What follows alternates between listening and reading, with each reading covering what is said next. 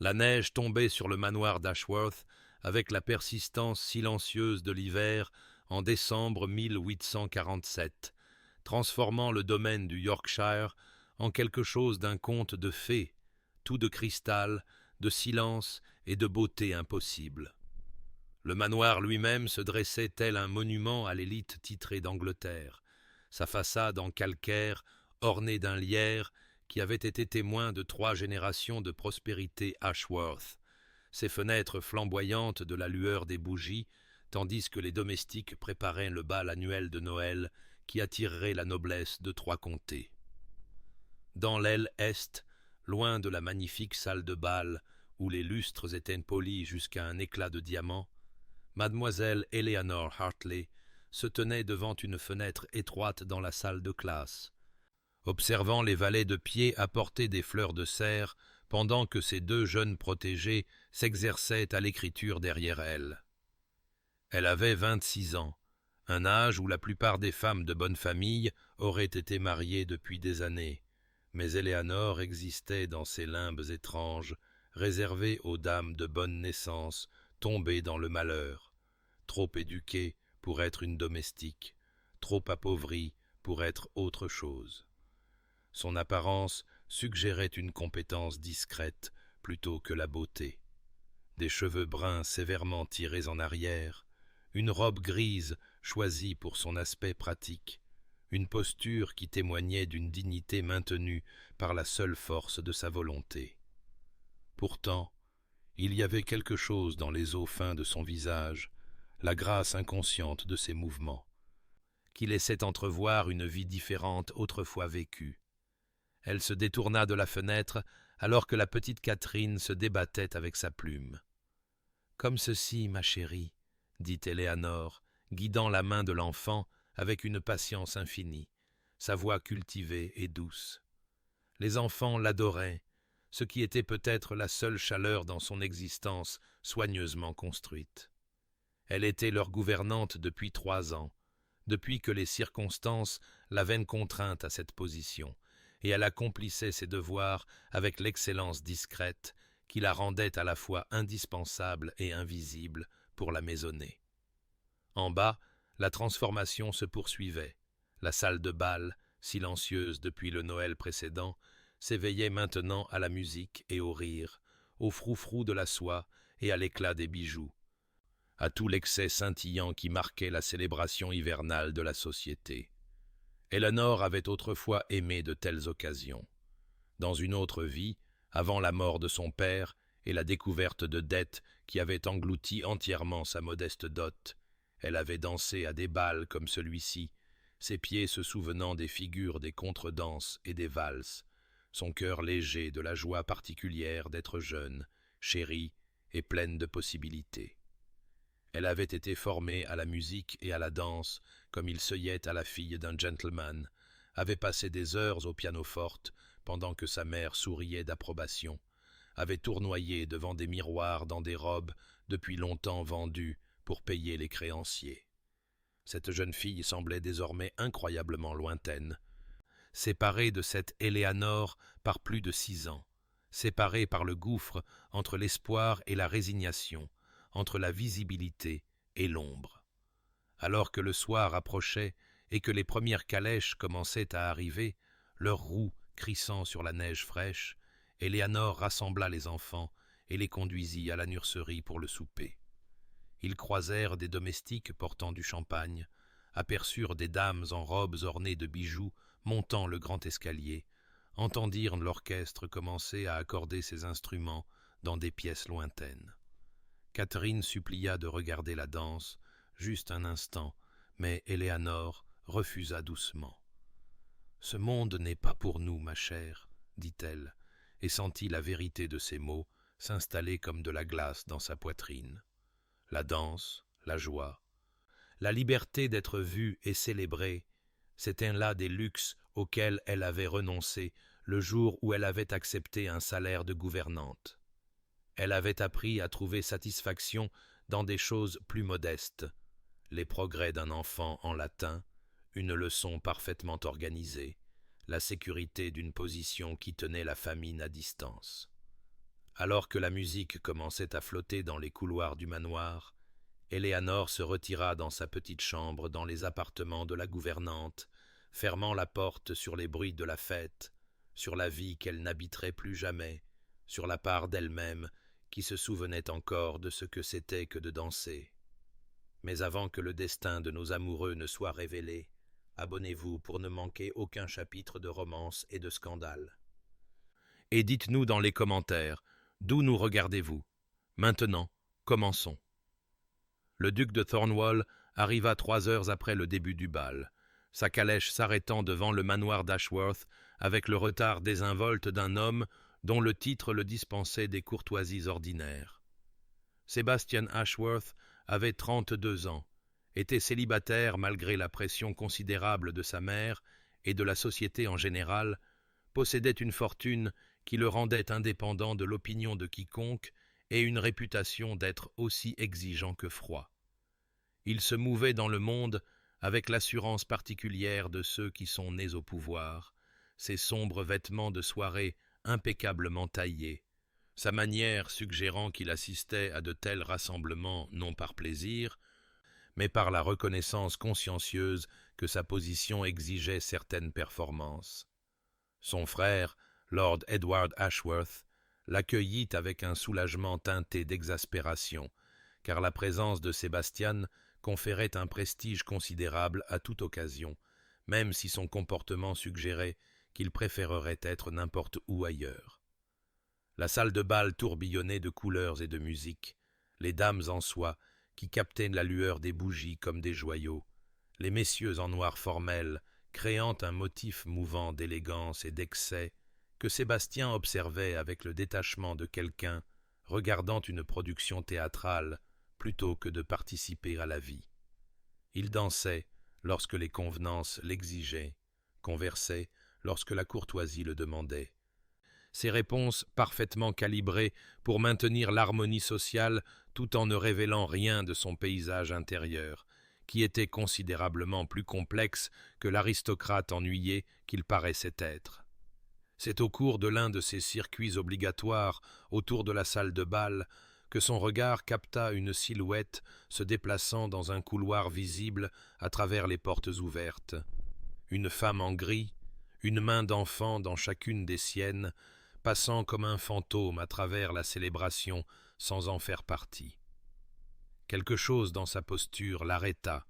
la façon dont elle se tenait avec une si grande dignité malgré son exclusion évidente des festivités, la grâce inconsciente de ses mouvements suggérant un raffinement malgré sa robe de servante. L'instant dura peut-être 3 secondes avant qu'elle ne disparaisse de sa vue. Montant un escalier vers les étages supérieurs, mais Sébastien se trouva inexplicablement troublé par cet aperçu, par le contraste entre son passage invisible et le spectacle scintillant qui l'entourait. Plus tard, lorsqu'il mentionna la femme à son frère, Edward rit et dit « Oh, c'est mademoiselle Hartley, la gouvernante des enfants. Excellente avec Catherine et James, pratiquement invisible sinon. Ma femme dit qu'elle n'a jamais eu de gouvernante aussi compétente. Elle gère tout sans bruit ni plainte. » Le mot invisible résonna dans l'esprit de Sébastien avec une force inattendue, porteur d'implications qu'il ne pouvait pas tout à fait nommer, mais qui le laissèrent étrangement déstabilisé. Vers minuit, le devoir exigea une autre valse avec la fille de Lady Pemberton, un parti convenable que sa mère avait suggéré avec une fréquence croissante, et tandis qu'il la guidait à travers les figures de la danse, il se surprit à penser plutôt à la femme en gris, se demandant quelles circonstances l'avaient placé dans ce couloir entre deux mondes, se demandant pourquoi l'image de son exclusion silencieuse le hantait plus que toute la beauté célébrée qu'il tenait actuellement dans ses bras. Lorsque la soirée se termina enfin et qu'il se retira dans ses appartements, Sébastien se tint à sa fenêtre, regardant les terres enneigées, incapable de se défaire du sentiment que quelque chose de significatif s'était produit pendant ces 3 secondes d'observation, qu'il avait entrevu quelque chose de vrai et de substantiel dans un monde de plus en plus composé de belles surfaces, ne dissimulant rien du tout. Les jours passèrent après le bal, le manoir retrouvant ses rythmes hivernaux alors que les invités partaient et que l'extraordinaire laissait place à l'ordinaire. Pourtant, Sébastien se surprit à s'attarder au domaine de son frère d'une manière tout à fait inhabituelle pour un homme qui menait généralement ses visites avec une précision d'horloger avant de retourner à ses propres responsabilités ducales. Ce fut le 4e matin de ce séjour prolongé, alors que la lumière de l'aube filtrait à travers les fenêtres couvertes de givre et que la maisonnée dormait encore, qu'il se retrouva à errer sans repos dans les couloirs, attiré par quelque chose qu'il ne pouvait ni nommer ni ignorer. Il s'arrêta devant le salon de musique, captivé par un son. Le pianoforte jouait avec une habileté si exquise qu'un instant il en oublia de respirer. La mélodie d'une beauté déchirante, empreinte d'une mélancolie qui parlait de choses perdues et remémorées. Il poussa doucement la porte pour la trouver là, mademoiselle Eleanor Hartley, assise à l'instrument, le dos tourné vers lui, complètement absorbée par la musique, ses doigts se déplaçant sur les touches avec la grâce d'une longue formation et d'un sentiment profond, tout son être transformé de la gouvernante prudente qu'il avait entrevue en quelqu'un de lumineux et de vivant. Elle jouait du Chopin, réalisa-t-il, l'un des nocturnes, et il y avait une telle émotion dans son interprétation que Sébastien resta transi, comprenant à cet instant qu'il était témoin de quelque chose de privé et de vrai, quelque chose que cette femme gardait caché sous ses robes grises et son calme mesuré. La musique s'arrêta brusquement lorsqu'elle sentit sa présence, ses mains se figeant au-dessus des touches, sa posture devenant instantanément rigide de mortification, alors qu'elle se tournait pour trouver le duc de Cornwall debout dans l'embrasure de la porte, l'observant. « Votre grâce, dit-elle, se levant rapidement et faisant une révérence, le visage empourpré de gêne. Je vous présente mes plus sincères excuses. Je n'avais pas réalisé. Je n'aurais pas dû prendre la liberté d'utiliser l'instrument de la famille sans permission. » Sa détresse était authentique, ses mains tremblant légèrement alors qu'elle s'éloignait du pianoforte comme s'il pouvait la brûler, et Sébastien se sentit troublé par sa supposition que créer une telle beauté pouvait être inapproprié, qu'elle n'avait aucun droit de toucher un instrument qu'elle comprenait manifestement bien mieux que la plupart des gens. « S'il vous plaît, dit-il, entrant dans la pièce avec un calme délibéré, ne vous excusez pas d'avoir procuré un tel plaisir. Vous jouez remarquablement bien, mademoiselle Hartley. Où avez-vous reçu votre formation ?» La question flotta entre eux, chargée d'implications sur son passé, sur la vie qu'elle avait dû mener avant que les circonstances ne la réduisent à cette existence invisible, et il vit des émotions traverser son visage, fierté, chagrin, un contrôle prudent se réaffirmant. « Ma mère a veillé à ce que je reçoive une instruction digne de mon rang, avant que les circonstances ne modifient considérablement ce rang, » répondit Eleanor, sa voix stable malgré la couleur encore vive de ses joues. Ces mots choisis pour transmettre des informations sans inviter à la pitié ou à d'autres questions. Sébastien s'approcha, intrigué par la tension entre son talent évident et sa détermination à le minimiser, par la tristesse qu'il pouvait voir sous son extérieur composé. « Et dansez-vous aussi bien que vous jouez ?» demanda-t-il, la question émergeant avant qu'il ne sache tout à fait qu'il avait l'intention de la poser, observant son visage pour y déceler une réaction. Quelque chose vacilla dans ses yeux, un souvenir, un désir, une perte, avant que son expression ne se lisse en une neutralité prudente. « On m'a enseigné les talents attendus de la fille d'un gentleman, votre grâce, mais ces jours sont révolus depuis longtemps, et de telles activités ne sont pas appropriées à ma position actuelle, dit-elle, et sa formalité était comme un mur se construisant entre eux, brique par brique prudente. Je dois retourner auprès de mes élèves, ils vont bientôt se réveiller et auront besoin de leur petit déjeuner. » Elle se dirigea vers la porte, vers une échappatoire, et Sébastien se surprit à s'écarter tout en voulant simultanément lui barrer le chemin, lui demander de retourner au pianoforte et de jouer jusqu'à ce que ce masque prudent se fissure et révèle la femme qui se trouvait en dessous. « Mademoiselle Hartley, dit-il, alors qu'elle passait, la faisant s'arrêter et le regarder de ses yeux gris clairs qui recelaient une telle profondeur. Merci pour la musique. C'était la chose la plus honnête que j'ai rencontrée depuis un certain temps. » Elle parut surprise par ce commentaire. Incertaine de la manière de répondre aux louanges d'un duc ou à l'intensité qu'elle devait sûrement lire dans son expression,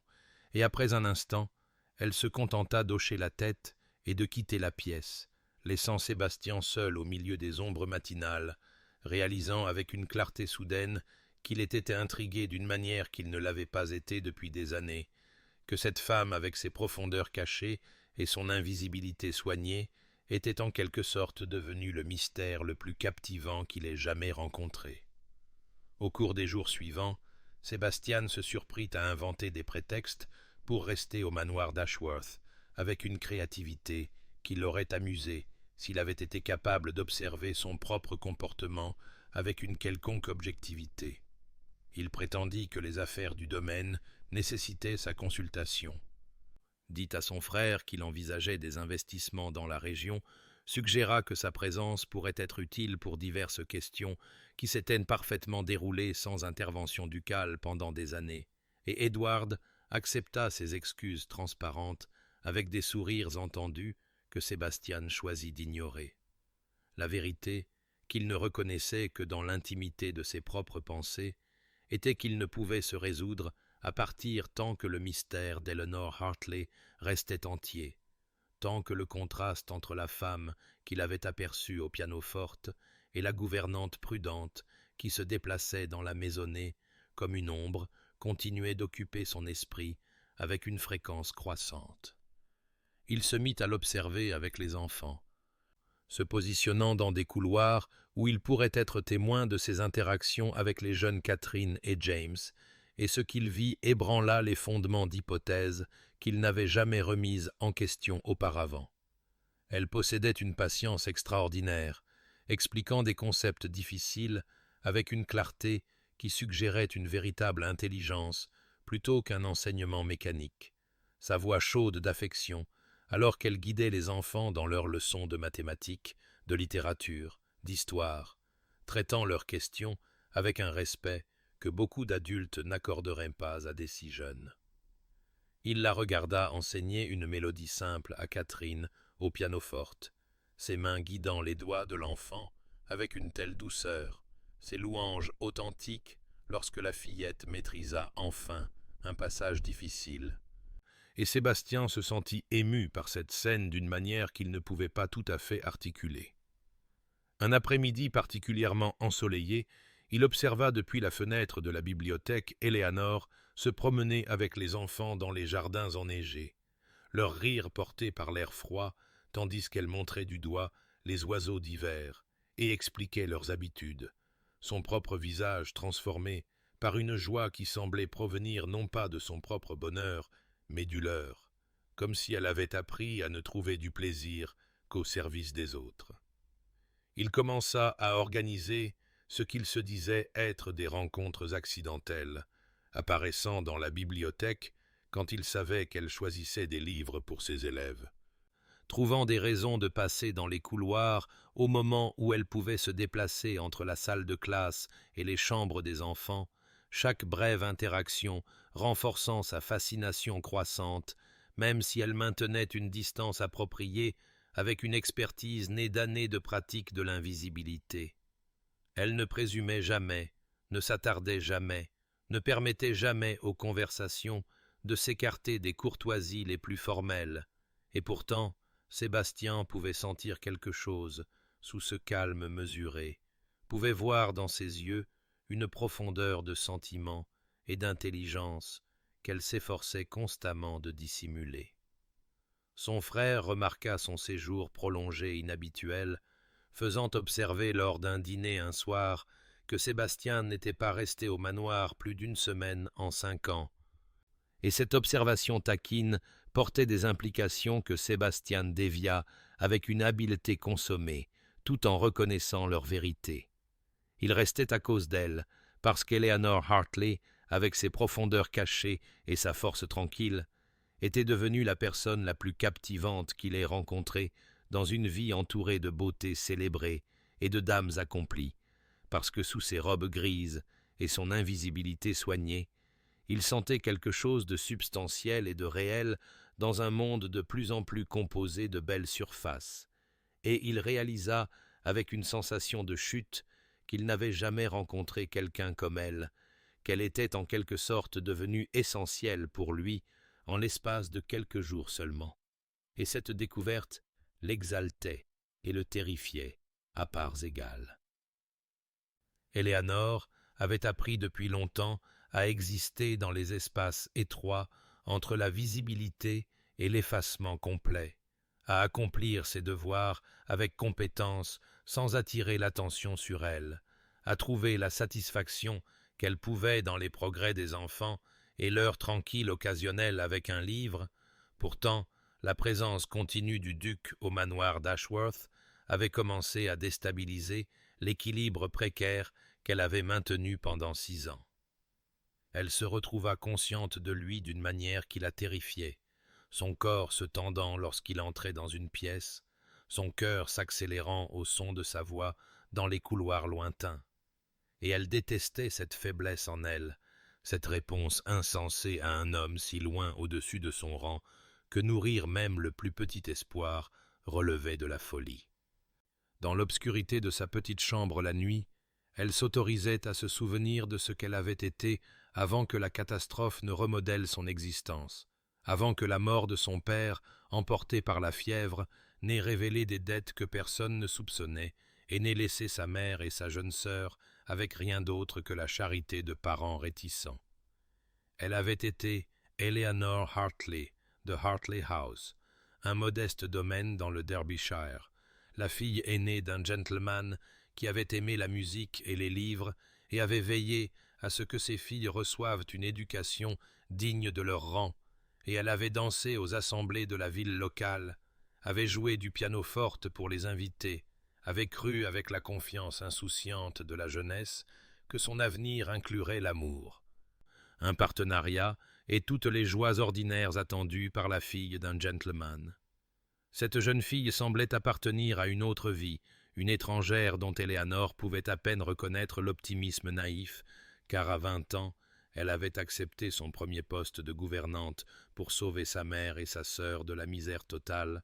avait appris à se rendre invisible, à ne rien vouloir, à ne rien attendre, au-delà de la sécurité d'un emploi et d'un toit au-dessus de sa tête. Elle observait maintenant Sébastien avec les enfants, notait sa douceur inattendue lorsqu'il laissait le jeune James lui montrer une collection de pierres intéressantes, sa patience lorsque Catherine démontrait son habileté croissante au pianoforte, et quelque chose dans sa poitrine lui faisait mal d'un désir qu'elle ne pouvait se permettre de reconnaître. Car elle reconnaissait dans ces moments une bonté qui n'avait rien à voir avec le rang ou l'obligation, une chaleur authentique qui lui faisait comprendre pourquoi ses défenses, soigneusement construites, semblaient de plus en plus fragiles. Elle savait qu'elle devrait l'éviter entièrement, qu'elle devrait demander des horaires différents pour les activités de plein air des enfants, qu'elle devrait s'assurer que leurs chemins ne se croisent jamais.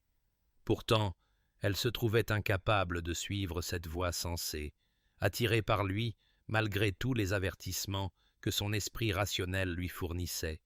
et après chaque rencontre, elle se retirait dans sa chambre et se rappelait avec une honnêteté brutale les réalités sociales, récitait comme un catéchisme l'impossibilité de ce qu'elle osait à peine reconnaître désirer. Quand il souriait à quelque chose qu'elle disait, quand il traitait ses opinions comme si elles comptaient, quand ses yeux s'attardaient sur son visage avec une intensité qui suggérait qu'il la voyait vraiment, Eleanor sentait les murs qu'elle avait bâtis autour de son cœur commencer à se fissurer,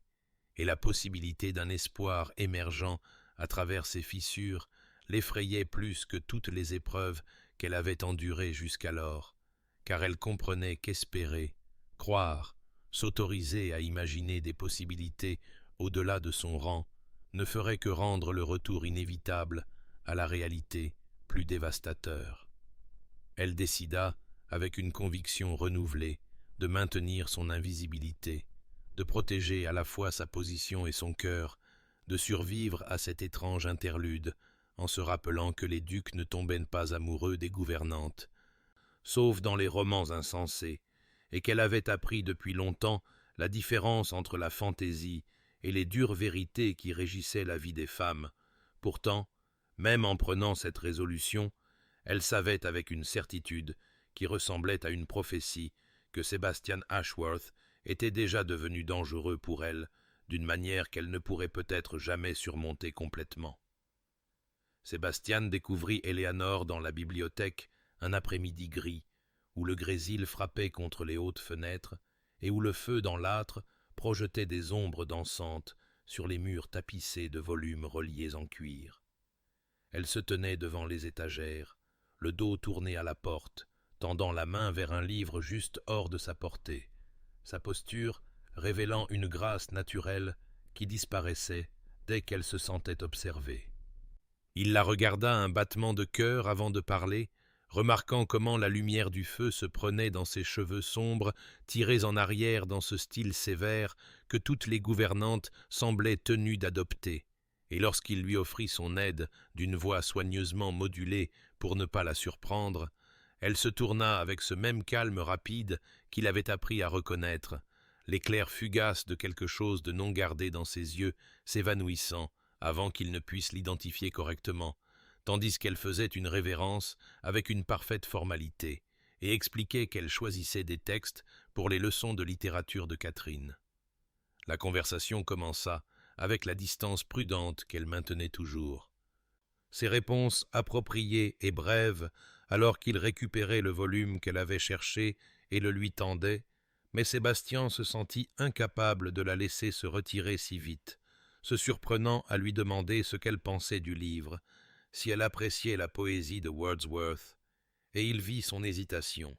ce moment de calcul intérieur où elle débattait clairement de la sagesse de s'engager dans une conversation qui dépassait les limites de la nécessité. Quelque chose dans son expression dut basculer vers l'acceptation, car elle offrit une réponse réfléchie qui révélait une véritable connaissance littéraire, sa voix perdant une partie de sa neutralité prudente, alors qu'elle discutait du traitement de la nature et de la mémoire par le poète, et Sébastien saisit cette ouverture pour poursuivre la discussion, lui demandant son avis sur d'autres œuvres, traitant ses pensées comme il le ferait de celles de n'importe quelle personne éduquée plutôt que de quelqu'un employé dans la maisonnée de son frère. Éléanore restait clairement consciente des convenances, mais il pouvait sentir sa soif de discours intellectuels, pouvait voir comment elle luttait entre le plaisir d'une conversation authentique et sa conscience que cette intimité dépassait ce qui était approprié, et progressivement, prudemment, il l'entraîna plus profondément dans une discussion qui allait de la poésie à la philosophie, en passant par des observations sur le monde qui révélaient l'étendue de son éducation et la qualité de son esprit. Il partagea ses propres pensées avec une honnêteté qui le surprit, parlant de la solitude inhérente à sa position, du poids des responsabilités ducales qui laissaient peu de place à une connexion humaine authentique, de la sensation d'être entouré de gens qui ne voyaient que son titre plutôt que l'homme qui le portait, et il vit quelque chose changer sur son visage tandis qu'il parlait, vit la méfiance céder la place à une sympathie inattendue, comme si elle reconnaissait dans son isolement doré quelque chose de semblable à sa propre invisibilité. La bibliothèque s'assombrit, tandis que l'après-midi déclinait vers le soir, le feu faiblissant alors qu'il se tenait près des étagères, parlant avec une aisance qui semblait à la fois naturelle et dangereuse, et Sébastien comprit qu'ils avaient franchi un seuil invisible, qu'ils avaient dépassé les frontières formelles qui devraient régir les interactions entre un duc et une gouvernante. Pourtant, il ne pouvait se résoudre à regretter cette transgression, alors que l'intelligence et la profondeur d'Éléanore appelaient quelque chose en lui qui avait été affamé de ce genre d'échange authentique. Il vit le moment où elle se souvint d'elle-même, se souvint de ce qu'ils étaient l'un pour l'autre aux yeux du monde. La vie se retirait derrière une formalité prudente, même si elle restait physiquement présente. Et quand elle murmura quelque chose sur l'heure qui se faisait tard, et les enfants qui requéraient son attention, quand elle rassembla ses livres, fit une révérence, et se dirigea vers la porte, avec cette invisibilité exercée, Sébastien resta parmi les étagères, sentant que quelque chose de significatif avait changé dans l'architecture de sa compréhension, sachant avec une certitude absolue qu'il voulait la connaître. La connaître vraiment, voulait comprendre la femme derrière la façade soignée de la gouvernante, et il reconnut avec la clarté d'une révélation qu'il poursuivrait cette connaissance indépendamment des conventions ou des conséquences, car Eleanor Hartley était devenue essentielle pour lui d'une manière qu'il commençait seulement à comprendre. Les semaines passèrent, tandis que l'hiver renforçait son emprise sur la campagne, le givre gravant des motifs complexes sur les vitres et la neige transformant les terres du manoir d'Ashworth en paysage d'un silence immaculé. Sébastien se surprit à prolonger son séjour indéfiniment, avec des excuses qui devenaient de plus en plus minces, jusqu'à ce qu'il cesse simplement de donner des explications à son frère de plus en plus amusé,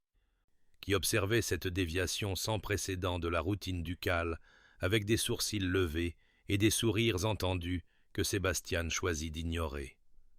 Une routine se développa entre Éléanore et lui, délicate comme du verre filé, mais étonnamment résiliente, construite à partir de moments accumulés, qui, individuellement, semblaient insignifiants, mais qui, ensemble, formaient l'architecture de quelque chose qu'aucun des deux n'osait nommer. Il se mit à organiser des occasions de conversation avec une détermination qui aurait étonné quiconque connaissait son indifférence habituelle aux liens sociaux. Il lui apporta des livres de sa propre collection, des volumes de poésie et de philosophie qu'il pensait pouvoir l'intéresser, et observa son visage se transformer lorsqu'il lui demandait son avis, comme s'il comptait vraiment, comme si elle n'était pas simplement une gouvernante, mais une égale intellectuelle dont les pensées méritaient d'être considérées. Et progressivement, avec prudence, elle commença à s'ouvrir comme une fleur incitée à une floraison réticente, révélant une intelligence, un esprit et des profondeurs de compréhension qui confirmaient tout ce qu'il avait soupçonné de la femme substantielle dissimulée sous l'invisibilité soignée de la gouvernante. Leur conversation portait sur la littérature, la musique et des observations sur le monde qui laissaient Sébastien se sentir plus intellectuellement vivant qu'il ne l'avait été depuis des années, et il découvrit chez Éléanore non seulement des connaissances, mais une véritable sagesse née de l'épreuve et de l'observation. Une perspective sur la vie qui remettait en question ses hypothèses et le faisait reconsidérer des vérités qu'il avait toujours acceptées sans les interroger. Ils développèrent une entente silencieuse qui permettait la communication par des regards, à travers des pièces où d'autres se rassemblaient, pouvant transmettre des volumes par la légère inclinaison d'une tête ou la plus brève rencontre des yeux. Et Sébastien se retrouva à l'écoute de sa présence avec une conscience qui frisait le surnaturel, sachant toujours quand elle entrait dans un espace, toujours conscient de l'endroit où elle se tenait et des petites expressions qui traversaient ses traits soigneusement contrôlés. Il la regardait avec les enfants et voyait comment elle équilibrait la discipline avec une affection sincère, comment elle nourrissait leur curiosité tout en maintenant les limites nécessaires, et lorsque la jeune Catherine jeta ses bras autour de la taille d'Éléanore dans une gratitude spontanée pour une certaine gentillesse, il vit le visage d'Éléanore s'adoucir d'un amour qu'elle ne pouvait entièrement réprimer,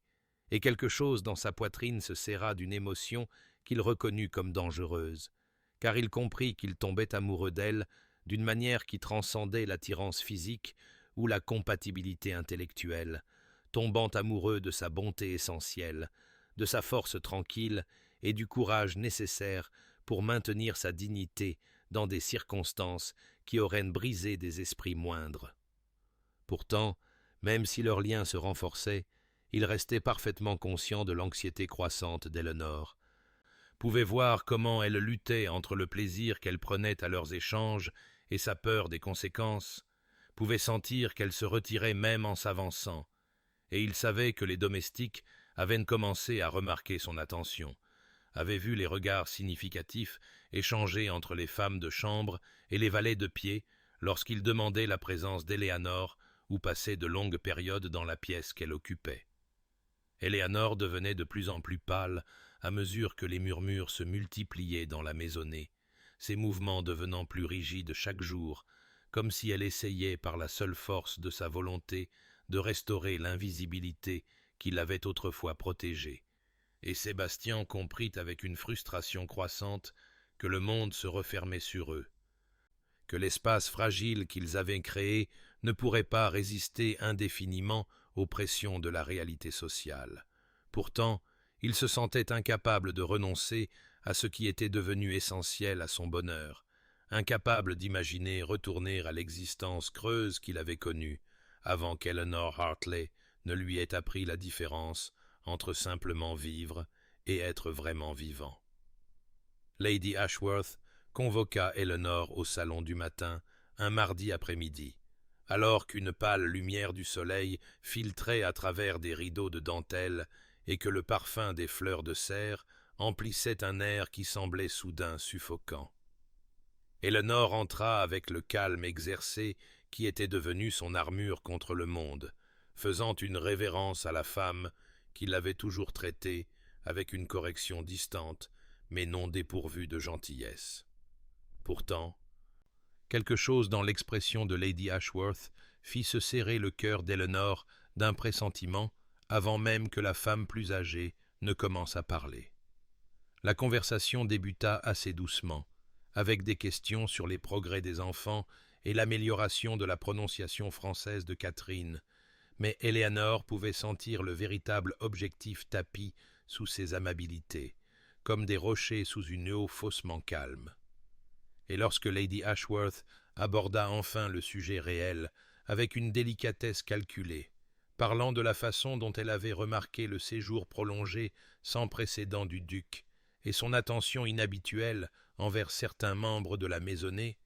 Eleanor sentit le sol sembler basculer sous ses pieds, même si elle maintenait une immobilité extérieure. Lady Ashworth parla avec bonté, une bonté sincère, sans la cruauté qui aurait pu rendre les mots plus faciles à rejeter comme de la simple méchanceté, expliquant qu'elle comprenait comment une jeune femme dans la position d'Eleanor pouvait mal interpréter l'intérêt d'un gentleman si au-dessus de son rang, combien il serait naturel de nourrir des espoirs qui ne pouvaient que mener au chagrin et à la ruine. Et chaque mot atterrissait comme une pierre contre la poitrine d'Eleanor, car elle reconnaissait la vérité en eux, même si elle souhaitait désespérément nier leur validité. La maîtresse du manoir d'Ashworth rappela à Eleanor le vaste gouffre qui séparait une gouvernante d'un duc,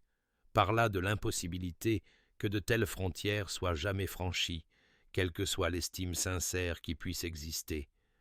et souligna avec une fermeté douce mais inexorable qu'Eleanor devait comprendre sa position, devait protéger sa réputation et ses perspectives d'avenir en maintenant une distance appropriée, ne devait pas se permettre de croire en des possibilités que le monde ne permettrait jamais. Eleanor écouta, les mains jointes sur ses genoux et le visage soigneusement vide, absorbant chaque mot comme des coups qu'elle ne pouvait parer.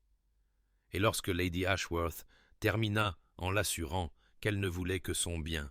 ne souhaitait que lui épargner la douleur de rêves impossibles, Eleanor la remercia d'une voix qui semblait remarquablement stable, compte tenu de la dévastation qui se produisait derrière ses côtes, et quitta le salon du matin avec le sentiment d'avoir été condamnée à un terrible châtiment pour des crimes qu'elle n'avait pas tout à fait commis, mais qu'elle avait certainement envisagés. Elle commença à éviter Sébastien avec une détermination qui frisait le désespoir, se réfugiant dans une formalité rigide chaque fois que les circonstances forçaient une interaction, répondant à ses tentatives de conversation par une bienséance monosyllabique qui ne laissait aucune ouverture à l'intimité qu'ils avaient cultivée. Et elle vit la confusion poindre dans ses yeux, vit la douleur traverser des traits qui lui étaient devenus chers d'une manière qu'elle ne pouvait plus se permettre de reconnaître. Il la trouva dans le jardin 3 jours plus tard, où elle supervisait les leçons en plein air des enfants, et lorsqu'il s'approcha avec cette expression particulière qu'elle avait appris à associer à une conversation sincère, elle sentit la panique monter dans sa gorge et se força à croiser son regard avec une froideur qu'elle ne ressentait pas, lui disant avec une précision calculée que leur conversation précédente avait été inappropriée et devait cesser, qu'elle avait des devoirs à accomplir et qu'il avait sûrement des obligations ailleurs. Et lorsqu'il s'approcha, la confusion cédant la place à la frustration alors qu'il exigeait de savoir ce qui avait changé, pourquoi elle le rejetait avec une telle finalité, Éléanore sentit quelque chose se briser dans sa poitrine, même si elle maintenait la distance glaciale que les mots de Lady Ashworth lui avaient appris être sa seule protection. Son seul espoir de préserver la dignité et l'emploi qu'elle possédait encore dans un monde qui ne pardonnerait jamais la présomption d'aimer au-dessus de son rang. Sébastien refusa d'accepter son retrait avec la même détermination qui avait bâti sa position dans la société, et il suivit Éléanore alors qu'elle tentait de se replier vers le manoir, les enfants traînant derrière dans un silence confus. Il lui attrapa le bras avec une douceur qui démentait l'intensité de sa voix lorsqu'il prononça son nom, non pas Mademoiselle Hartley, mais Éléanore, dit avec une émotion si brute qu'elle s'arrêta malgré tous ses instincts, lui hurlant de fuir. Et lorsqu'elle se tourna enfin pour lui faire face, les yeux brillants de larmes non versées, il exigea de nouveau de savoir ce qui avait changé. Pourquoi elle érigeait ces murs entre eux après des semaines de connexion authentique, et Éléanore sentit une fissure se former dans le calme mesuré qu'elle avait maintenu depuis la bonté dévastatrice de Lady Ashworth. Les mots sortirent en cascade avant qu'elle ne puisse les arrêter, poussée à l'honnêteté par l'intensité de son regard et le poids insupportable de porter seule cette vérité. Et elle s'entendit dire, d'une voix tremblante qui menaçait de se briser complètement, « Vous êtes un duc, votre grâce, et je suis une gouvernante. » Le titre formel semblait être de la cendre sur sa langue après des semaines de conversation plus intime, mais elle se força à continuer, à articuler l'impossibilité qui aurait dû lui être évidente dès le début. Le vaste gouffre qui séparait leurs positions d'une manière qui ne pourrait jamais être comblée, quel que soit le respect qui pouvait exister entre eux. Elle le vit commencer à protester et leva la main pour l'arrêter, trouvant dans son désespoir le courage de dire des vérités qui lui brûlaient la gorge de leur amertume, expliquant que son attention, bien que sincèrement bienveillante et bien qu'elle signifiât beaucoup pour elle d'une manière qu'elle ne pouvait entièrement exprimer, la mettait en grand danger, menaçait sa réputation, sa position et tout son avenir d'une manière qu'il ne pouvait possiblement comprendre depuis sa place de privilège et de pouvoir. La voix d'Éléanore gagna en force tandis qu'elle parlait, articulant les peurs qu'elle avait portées en silence pendant des semaines, lui disant que les domestiques avaient remarqué son intérêt, que les murmures avaient commencé à se multiplier dans la maisonnée comme un poison se propageant dans l'eau, que Lady Ashworth elle-même lui avait parlé de maintenir une distance appropriée et de se protéger d'espoirs impossibles. Et à chaque mot, elle voyait l'expression de Sébastien passer de la frustration à une compréhension naissante, le voyait commencer à comprendre les barrières auxquelles elle faisait face et que son privilège lui avait rendues invisibles. Il essaya de la rassurer, tendant la main vers la sienne, avec cette douceur qui lui était devenue si familière, promettant qu'il ne permettrait jamais qu'on lui fasse du mal, que son estime était sincère et ses intentions honorables, mais Éléanore retira sa main de son contact comme si elle la brûlait, sachant que ces assurances, aussi sincères soient-elles, ne pouvaient la protéger de la réalité de leur situation, ne pouvaient changer la vérité fondamentale qu'il quitterait finalement le manoir d'Ashworth pour retourner à ses devoirs et à son monde, tandis qu'elle resterait ici, sujette au jugement, aux murmures et à la lente destruction d'une réputation qui était son seul bien précieux dans un monde qui accordait si peu aux femmes de sa condition. Elle le regarda avec des yeux qui contenaient tout le désir et le chagrin qu'elle ne pouvait plus entièrement réprimer, et dit avec une dévastation tranquille qui coupait plus profondément que n'importe quelle colère n'aurait pu le faire. « Vous partirez un jour, votre grâce, parce que les ducs partent toujours, et je resterai ici, vivante avec les conséquences de ces semaines. De votre bonté, de m'être permis de croire ne serait-ce qu'un instant que l'impossible pourrait d'une manière ou d'une autre devenir possible. » Et puis, rassemblant les fragments de sa dignité autour d'elle comme une armure, elle lui demanda, avec une simplicité directe qui frisait la supplication, de bien vouloir cesser d'être bon avec elle, parce que sa bonté faisait plus mal que la cruauté ne le pourrait jamais,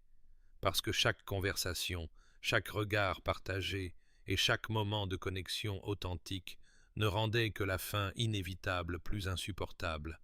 et elle ne pouvait survivre à beaucoup plus de cette torture exquise d'aimer quelqu'un qu'elle ne pourrait jamais vraiment avoir. Sébastien resta figé alors qu'elle se détournait. Les petites mains des enfants, trouvant les siennes, alors qu'elle les ramenait vers le manoir d'un pas qui restait ferme par la seule force de sa volonté. Et Éléanore ne se permit pas de le regarder, lui qui se tenait seul dans le jardin où les rosiers nus de l'hiver attendaient un printemps qui pourrait ne jamais venir,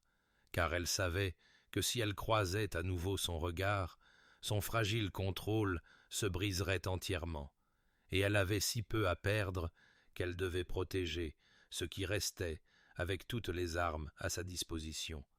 même si cette arme était la distance avec le seul homme qui l'avait jamais fait se sentir vraiment vue, vraiment estimée, vraiment vivante, d'une manière qu'elle avait oublié être possible pour quelqu'un relégué dans l'ombre des maisons des autres et des vies des autres.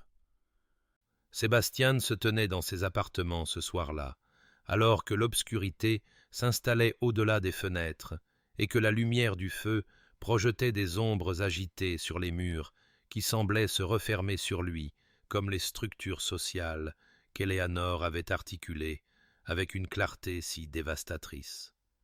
Et pour la première fois de sa vie d'adulte, il se retrouva confronté aux privilèges confortables qu'il avait toujours tenus pour acquis, au pouvoir invisible qui avait façonné chaque interaction et opportunité sans qu'il n'ait jamais remis en question sa justice fondamentale, ni reconnu comment il créait des barrières pour ceux qui n'avaient pas de tels avantages. Il avait été naïf, réalisa-t-il, avec une honte croissante, supposant que son estime pour Éléanore pouvait exister dans un espace protégé, séparé des réalités de classe et de position, ne considérant jamais comment son attention pouvait la mettre en danger précisément parce qu'il se situait si loin au-dessus d'elle dans la cruelle hiérarchie de la société, et la reconnaissance de son insouciance pesait lourdement sur sa poitrine comme des pierres dont le poids s'accumulait à chaque souffle. Le sommeil l'éludait alors qu'il arpentait sa chambre, luttant avec une bataille intérieure qui se complexifiait d'heure en heure, déchiré entre l'amour grandissant qu'il ne pouvait plus nier et la terrible injustice de courtiser une femme dont la position la rendait vulnérable à des conséquences qu'il n'affronterait jamais, dont la réputation pouvait être détruite par l'attention même qui ne lui coûtait rien au-delà d'une désapprobation familiale que sa richesse et son titre finiraient par surmonter. Il envisagea de quitter le manoir d'Ashworth, de se retirer de la vie d'Éléanore pour lui épargner les difficultés que sa présence créait. Mais la pensée de ne plus jamais la revoir, d'abandonner ce qui existait entre eux sans se battre pour sa possibilité, ressemblait à une sorte de mort qu'il ne pouvait se résoudre à accepter, même s'il reconnaissait que ce pourrait être la voie la plus bienveillante. Son frère le trouva dans la bibliothèque avant l'aube, débraillé et les yeux cernés par une nuit blanche, et Edward Ashworth jeta un seul regard au visage de Sébastien avant de verser 2 verres de brandy et de s'installer dans le fauteuil d'en face avec l'expression patiente de quelqu'un prêt à attendre aussi longtemps que nécessaire pour que la vérité émerge. La conversation commença avec hésitation. Sébastien n'étant pas habitué à discuter des affaires de cœur même avec sa famille, mais la présence stable et l'inquiétude sincère d'Edward délièrent progressivement sa langue, et il se surprit à admettre ce qu'il s'était à peine avoué en termes clairs, qu'il était tombé amoureux d'Eleanor Hartley, que son intelligence, sa grâce et sa force tranquille l'avaient captivé d'une manière qu'aucune beauté de la société n'avait jamais réussi à faire, que la pensée d'un avenir sans elle lui semblait incroyablement sombre, malgré le fait de la connaître depuis seulement quelques semaines. Le choc d'Edward était visible mais pas méchant, son silence s'étirant assez longtemps pour que Sébastien se demande s'il avait commis une terrible erreur en confessant un attachement aussi impossible. Mais lorsque son frère parla enfin, ce fut pour demander avec une simplicité directe ce que Sébastien avait l'intention de faire, si c'était un engouement passager ou quelque chose de suffisamment substantiel pour justifier le bouleversement social qu'un tel choix créerait inévitablement. Sébastien reconnut la question pour ce qu'elle était. Un défi à examiner son propre engagement avant de prendre des mesures qui affecteraient non seulement sa vie, mais aussi celle d'Eleanor et potentiellement la réputation de toute sa famille. Il resta assis avec le poids de cette question pesant sur sa conscience jusqu'à ce qu'il comprenne, avec une clarté soudaine, qu'il ne pouvait pas simplement s'en aller comme si ces semaines n'avaient rien signifié, ne pouvait pas abandonner Eleanor pour affronter seul les conséquences de son intention. Mais ne pouvait pas non plus continuer comme avant, pris dans ce terrible entre-deux qui la mettait en danger constant sans rien résoudre. Il prit sa décision à ce moment-là, avant l'aube, alors que la première lumière pâle commençait à s'infiltrer dans l'obscurité de la bibliothèque, un choix qui exigerait un courage immense de leur part à tous les deux, mais qui offrait la seule voie à suivre, honorant la profondeur de ce qu'il ressentait et le respect qu'il devait à la femme, qui lui avait montré des dimensions de connexion qu'il n'avait jamais imaginées possibles. Et bien qu'il ne puisse pas encore voir clairement comment naviguer parmi les obstacles qui se dressaient entre ce moment et tout espoir d'un avenir commun, il savait avec une certitude absolue qu'il trouverait un moyen ou passerait le reste de sa vie à regretter sa lâcheté face aux cruautés arbitraires de la société. Alors que février arrivait avec une chaleur inattendue qui semblait se moquer du gel qui s'était installé dans le cœur d'Eleanor, Sébastien formula un plan né à parts égales de frustration et de détermination. Un stratagème qui émergea de nuits blanches passées à contempler la distance impossible entre ce que la société dictait et ce que son âme exigeait. Ses pensées se tournaient sans cesse vers la grande salle de bal du manoir, restée vide et fermée à clé depuis les festivités de Noël, ses parquets polis et ses lustres scintillants cachés derrière de lourdes portes qui nécessitaient une clé gardée par la gouvernante. Il obtint cette clé par des moyens qu'il n'examina pas de trop près, prétextant la nécessité d'inspecter la pièce pour des rénovations prévues, et passa un après-midi entier à préparer l'espace avec un soin méticuleux,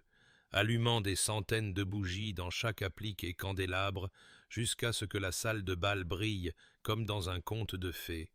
les flammes projetant des ombres dansantes sur des murs qui avaient été témoins d'innombrables rassemblements élégants, mais jamais d'un comme celui qu'il imaginait pour cette nuit. Sébastien fit parvenir un mot à Eleanor par une brève note remise par un valet de pied en qui il avait confiance pour sa discrétion, demandant sa présence dans la salle de bal à minuit, sans autre explication que sa signature.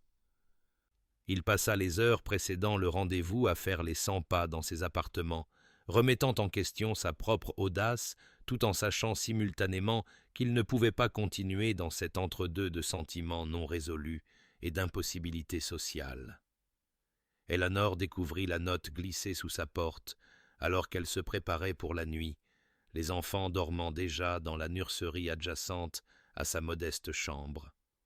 Elle tint le papier de couleur crème entre ses doigts tremblants, tout en menant un débat intérieur qui faisait rage entre la bienséance et le désir,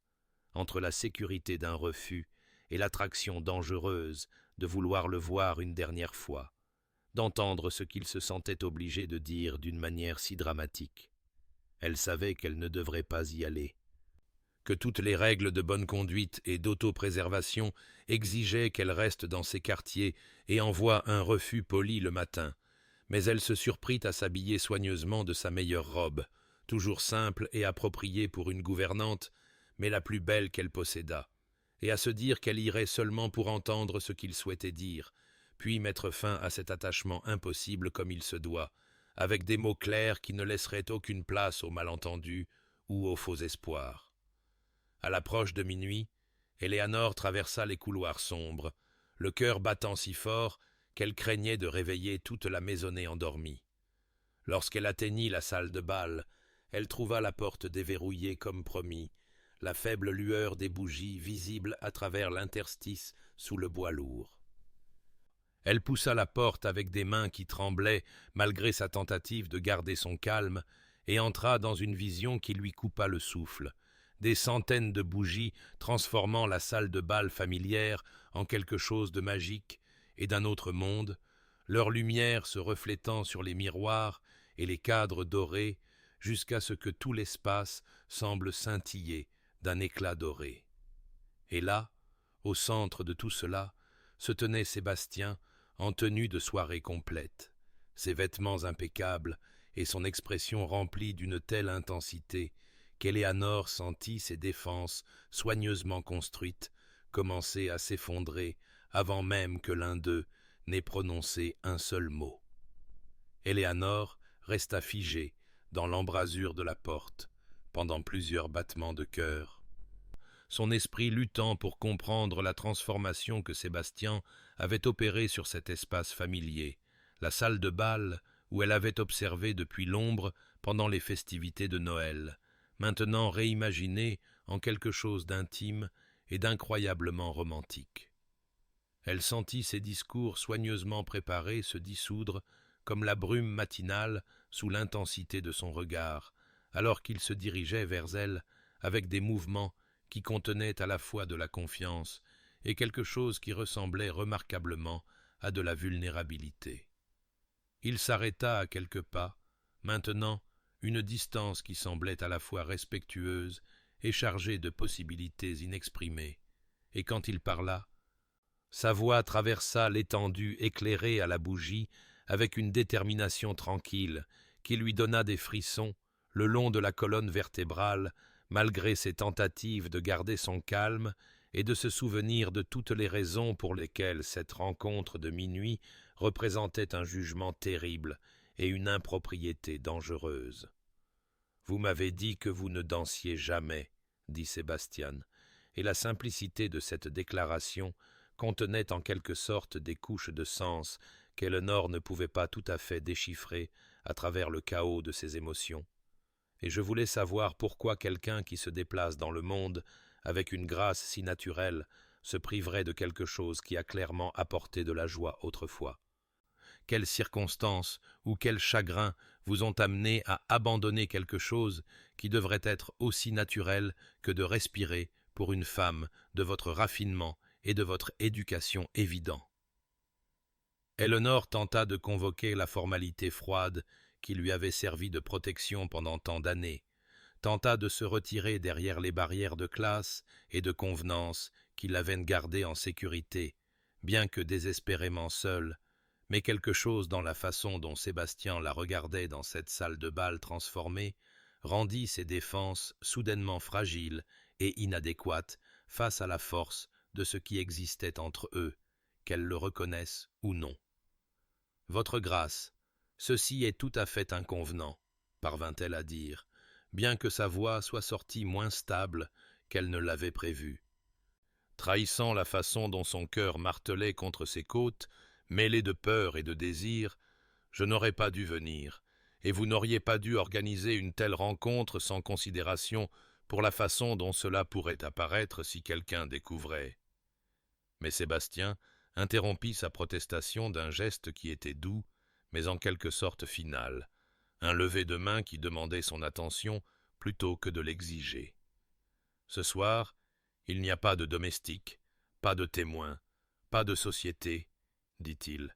et elle le regarda se diriger vers les portes de la salle de bal et sortir une lourde clé en fer de sa poche, la tournant dans la serrure avec un clic décisif qui sembla résonner à travers l'espace caverneux et à travers la conscience d'Eléonore avec une résonance égale.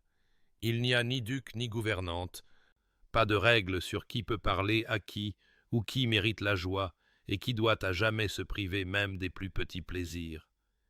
Il y a simplement deux personnes, Éléonore, deux âmes qui ont trouvé quelque chose de rare, de précieux et de terrifiant.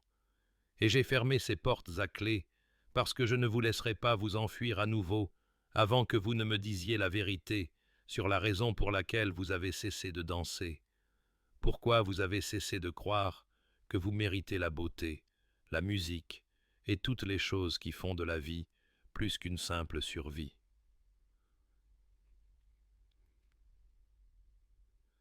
Éléonore sentit quelque chose se fissurer dans son contrôle prudent, alors qu'il prononçait son prénom avec une telle tendresse, l'intimité de cette simple adresse brisant les barrières qu'elle avait construites au fil des ans, en s'apprenant à être invisible, à ne rien vouloir, à accepter que ces circonstances l'avaient définitivement éloignée du monde des salles de bal, des valses et des hommes qui la regardaient comme Sébastien la regardait maintenant. « Vous ne pouvez pas m'enfermer ici, » protesta-t-elle, même si une partie de son âme chantait devant l'audace romantique du geste,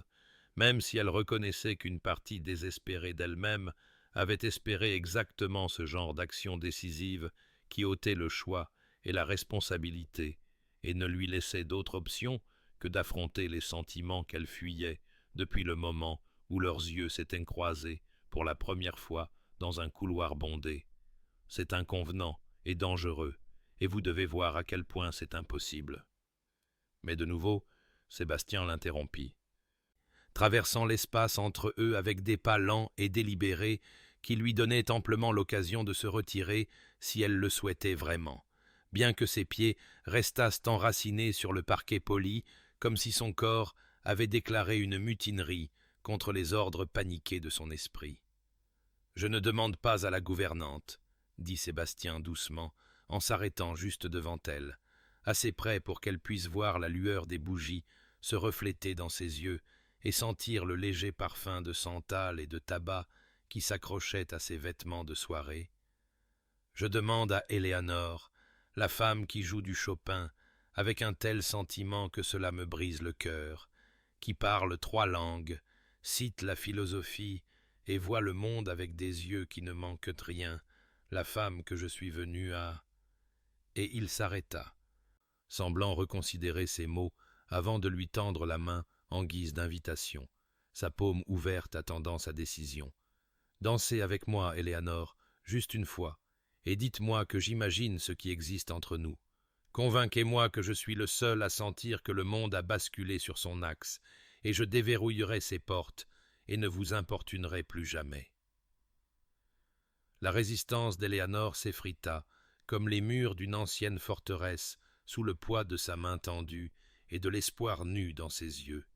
et elle sentit ses doigts s'avancer vers les siens, malgré toutes les pensées rationnelles, hurlant des avertissements sur la bienséance, les conséquences et l'impossibilité de ce que cette valse de minuit représentait dans le contexte plus large de leurs positions respectives dans la hiérarchie rigide de la société. Sa main trembla visiblement en rencontrant sa paume, et elle sentit la chaleur de sa peau à travers ses fins gants, sentit la manière douce mais ferme dont ses doigts se refermèrent sur les siens, comme s'il craignait qu'elle ne puisse encore fuir à la moindre occasion. Puis son autre main trouva sa place à sa taille, tandis que la sienne vint se poser sur son épaule, avec une hésitation qui témoignait d'années passées, loin des salles de bal et de la mémoire musculaire de mouvements qu'elle s'était forcée à oublier. Les premières notes de musique remplirent de l'espace éclairé à la bougie, une boîte à musique quelque part dans l'ombre, jouant une valse qui semblait incroyablement parfaite pour ce moment impossible. Et Sébastien commença à la guider à travers les pas, avec une patience qui suggérait qu'il comprenait qu'elle avait besoin de temps pour se souvenir comment son corps devait bouger, comment faire confiance à une autre personne pour la guider à travers l'espace, le rythme et la chorégraphie intime de la danse. Eleanor resta d'abord raide, sa colonne vertébrale rigide sous la force combinée de la bienséance et de la peur, ses pas mécaniques et prudents, tandis qu'elle comptait le rythme dans sa tête, comme son maître de danse le lui avait appris il y a une éternité. Quand elle était une jeune fille qui croyait que le monde recelait des possibilités infinies plutôt que des limitations sans fin. Et elle pouvait sentir les yeux de Sébastien sur son visage, même si elle gardait son propre regard fixé fermement sur son épaule, incapable encore de rencontrer l'intensité qu'elle savait qu'elle trouverait si elle le regardait directement. Il la guida doucement dans les tours, son guidage clair mais jamais forcé, lui donnant l'espace nécessaire pour trouver son équilibre, tout en lui fournissant la structure dont elle avait besoin pour se souvenir des figures. Et progressivement, si progressivement qu'elle remarqua à peine la transition, Eleanor sentit quelque chose en elle commencer à s'adoucir, à céder, à se souvenir non seulement des pas de la valse, mais aussi de la joie qui avait autrefois accompagné de tels mouvements, avant que les circonstances ne lui aient appris que la joie était un luxe que les gouvernantes ne pouvaient s'offrir. « Parlez-moi de la jeune fille que vous étiez avant, » dit Sébastien doucement, alors qu'il se déplaçait dans la salle de bal éclairée à la bougie, sa voix assez basse pour qu'elle ressemble à un secret partagé uniquement entre eux malgré le vaste espace entourant leurs formes jointes. « Parlez-moi d'Eleanor Hartley avant qu'elle n'ait appris à se rendre invisible, avant qu'elle n'ait décidé que la musique, la danse et les belles choses étaient destinées aux autres mais jamais à elle-même. » Elle prit une inspiration tremblante alors que sa question perçait des défenses déjà affaiblies par le romantisme de cette valse clandestine, et se retrouva à répondre par des fragments de mémoire qu'elle ne s'était pas autorisée à examiner depuis des années. Elle aimait les matins dans le salon de musique, s'entendit-elle dire, sa voix à peine plus qu'un murmure, comme si parler de cette jeune fille d'antan exigeait une révérence pour quelqu'un qui était mort, bien qu'Eleanor elle-même vécût encore. Elle s'exerçait au piano pendant des heures et rêvait de se produire dans de grands salons où des gens cultivés apprécieraient Beethoven et Mozart, et elle croyait que l'éducation et le raffinement comptaient plus que la richesse ou le titre, que la valeur d'une personne résidait dans son caractère et ses accomplissements plutôt que dans les circonstances de sa naissance. La main de Sébastien se resserra presque imperceptiblement à sa taille tandis qu'elle parlait, et elle le sentit la rapprocher légèrement, tout en maintenant la distance appropriée qu'exigeait la danse formelle. Et lorsqu'elle rassembla enfin le courage de lever son regard de son épaule vers son visage,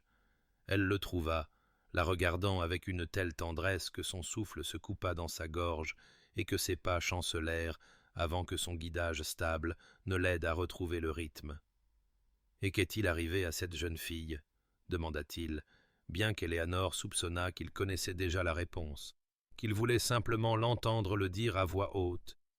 donner une voix aux pertes qui avaient été portées en silence si longtemps qu'elles étaient devenues une partie de son identité aussi sûrement que son nom ou la couleur de ses yeux. La musique s'enfla autour d'eux, alors qu'Eleanor s'autorisait à se souvenir, à ressentir, à danser avec quelque chose approchant la liberté qu'elle avait autrefois tenue pour acquise, et elle réalisa, avec une clarté saisissante, que cette valse, dans une salle de bal verrouillée, était devenue bien plus qu'une danse. Elle était devenue une question que Sébastien posait sans mots, une invitation à lui faire confiance, non seulement avec ses pas, mais avec son cœur,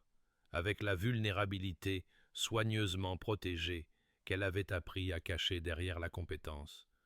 l'efficacité invisible et la conviction que vouloir quoi que ce soit au-delà de la survie était une folie dangereuse qui ne pouvait que mener à une plus grande douleur. Alors qu'il continuait à se mouvoir au rythme de la valse, Éléanore sentit l'architecture soignée de ses défenses s'effriter comme des châteaux de sable devant une marée inexorable, et des mots qu'elle n'avait jamais eu l'intention de prononcer à voix haute émergèrent de quelque part au plus profond de son âme blessée, là où elle avait enfoui tous les rêves et désirs qui s'étaient avérés trop douloureux à reconnaître à la dure lumière de son existence quotidienne en tant que personne que la société jugeait indigne de telles aspirations. J'ai arrêté de danser parce que j'ai cessé de croire que je méritais la joie, murmura-t-elle. Et la confession flotta entre eux comme quelque chose de fragile et de précieux, une vérité si brute que la prononcer lui donnait l'impression d'exposer son cœur même à son examen. Et elle vit son expression se transformer alors qu'il absorbait le poids de ce qu'elle avait révélé, les années d'abnégation et de conviction d'indignité qui l'avaient façonné en quelqu'un qui observait la vie depuis l'ombre, plutôt que de participer à sa beauté. La main de Sébastien se resserra à sa taille, tandis que son autre main tenait la sienne, avec une tendresse qui fit perler des larmes derrière ses paupières, et quand il parla, sa voix portait une certitude si féroce qu'elle sembla atteindre les endroits blessés en elle et offrir une guérison dont elle ne savait pas avoir désespérément besoin. « Alors je vous réapprendrai à y croire, » dit-il. Et cette simple déclaration contenait une promesse qui semblait plus contraignante que n'importe quel vœu formel, plus substantielle que les contrats sociaux qui régissaient leur monde. Et Éléanore sentit quelque chose changer fondamentalement en elle, alors qu'elle s'autorisait à imaginer ce que pourrait signifier accepter une telle offre, laisser quelqu'un la voir non pas comme une mécanique invisible qui faisait tourner les maisonnées, mais comme une femme digne de dévotion, de romance et de toutes les belles impossibilités auxquelles elle s'était entraînée à renoncer. La danse devint plus intime, alors qu'ils se déplaçaient ensemble à la lueur des bougies qui peignaient des ombres changeantes sur le parquet poli. Et Éléanore se sentit attirée plus près de Sébastien, comme si une force magnétique opérait entre eux. N'ayant rien à voir avec une décision consciente et tout à voir avec la reconnaissance d'âmes sœurs qui s'étaient en quelque sorte trouvées à travers les vastes distances de classe, de circonstances et d'attentes sociales. Elle leva les yeux vers son visage et y vit se refléter des émotions qui correspondaient aux sentiments chaotiques qui agitaient sa propre poitrine. Puis Sébastien prononça des mots qui firent voler en éclats ce qui restait du monde prudent qu'elle avait construit autour de son cœur vulnérable. « Je vous aime, Éléanore, » dit-il, avec une telle clarté et une telle conviction qu'il ne pouvait y avoir aucune méprise sur son sens. Aucune façon d'interpréter sa déclaration comme autre chose que ce qu'elle était, un homme d'un pouvoir et d'une position immense, confessant un amour sincère pour une femme que la société jugerait incroyablement indigne de lui.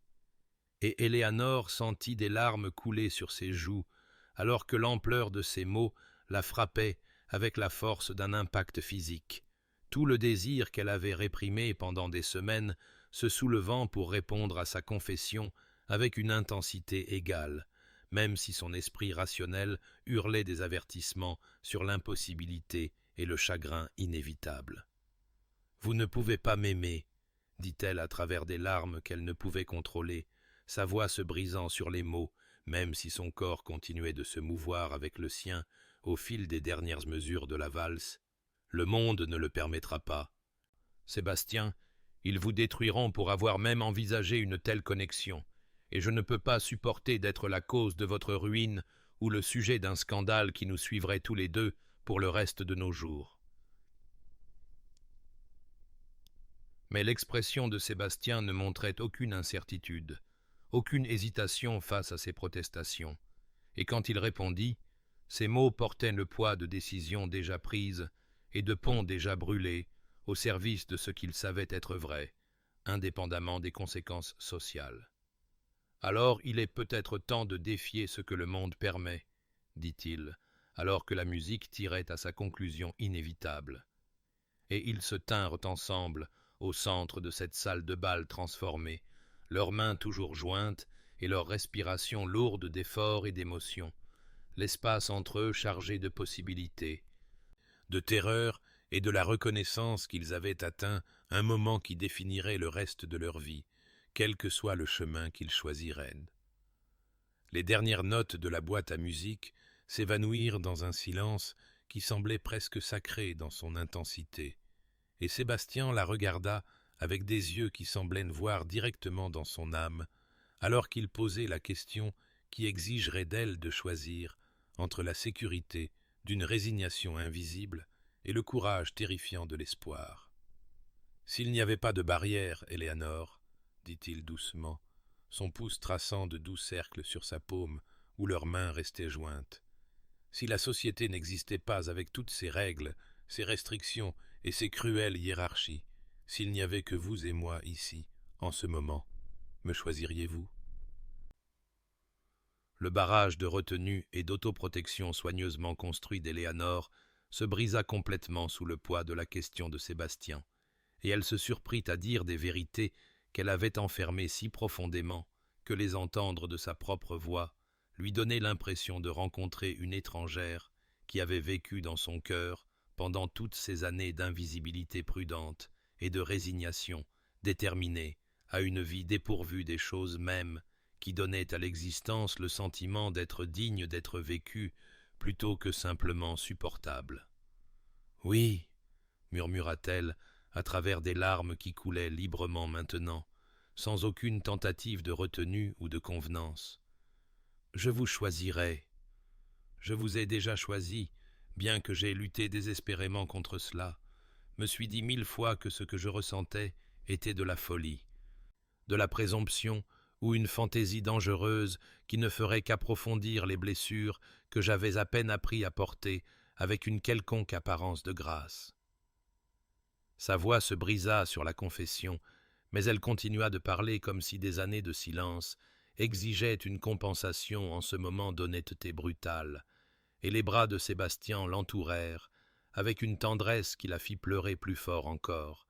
même si elle se sentait plus en sécurité qu'elle ne l'avait été depuis que la mort de son père avait arraché le monde confortable qu'elle avait tenu pour acquis dans sa jeunesse. « Je vous aime depuis des semaines, Sébastien, » dit-elle contre sa poitrine où son visage était venu se reposer. Comme si son corps savait ce que son esprit avait refusé de reconnaître quant à son besoin de sa force pour la soutenir à travers cette tempête émotionnelle. « Je vous ai aimé et me suis détesté pour la faiblesse de cela, pour avoir permis à l'espoir de prendre racine dans un sol que j'avais salé contre une telle croissance dangereuse, parce que je savais qu'espérer des choses impossibles ne fait que rendre le retour inévitable à la réalité plus dévastateur que si l'on n'avait jamais osé rêver du tout. » La main de Sébastien berça l'arrière de sa tête, tandis que son autre bras la tenait près de lui, et elle le sentit déposer un baiser dans ses cheveux, alors qu'elle continuait à déverser le chagrin, le désir et la terreur qui s'étaient accumulés derrière ces masques prudents de compétence et d'invisibilité. « J'ai si peur, »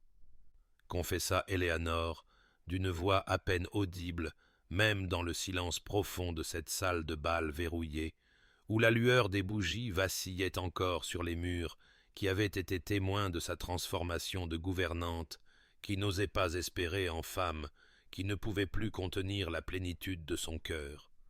Peur de croire que cela pourrait être réel, que vous me voyiez vraiment comme digne d'une telle dévotion, peur de me réveiller demain et de découvrir que ce n'était qu'un beau rêve que mon âme affamée a conjuré pour me tourmenter avec des visions de tout ce que je ne peux jamais avoir. »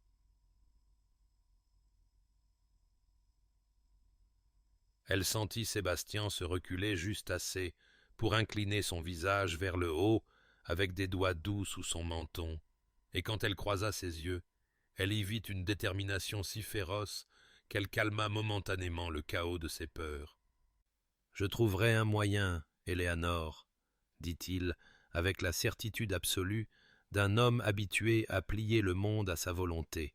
bien qu'elle sentît que ce vœu portait un poids différent de toute promesse qu'il avait faite auparavant, car il ne concernait pas les affaires, la propriété ou les manœuvres politiques, mais l'affaire tendre et terrifiante de deux cœurs se rejoignant à travers des distances impossibles pour se trouver l'un l'autre, malgré tout ce que la société avait construit pour les maintenir séparés. Faites-moi confiance. Ayez confiance que ce que nous avons trouvé ensemble vaut la peine de se battre, de défier toutes les conventions et d'affronter toutes les conséquences, car je ne vous laisserai pas retourner à la croyance que vous ne méritez rien de moins qu'une joie complète. De l'amour et toutes les belles impossibilités auxquelles vous vous êtes entraîné à renoncer.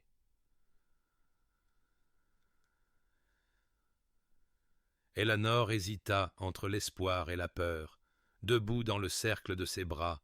voulant désespérément croire ses promesses, tout en sachant que le monde au-delà de cette salle de bal verrouillée ne céderait pas simplement parce que deux personnes s'aimaient à travers des frontières censées être inviolables.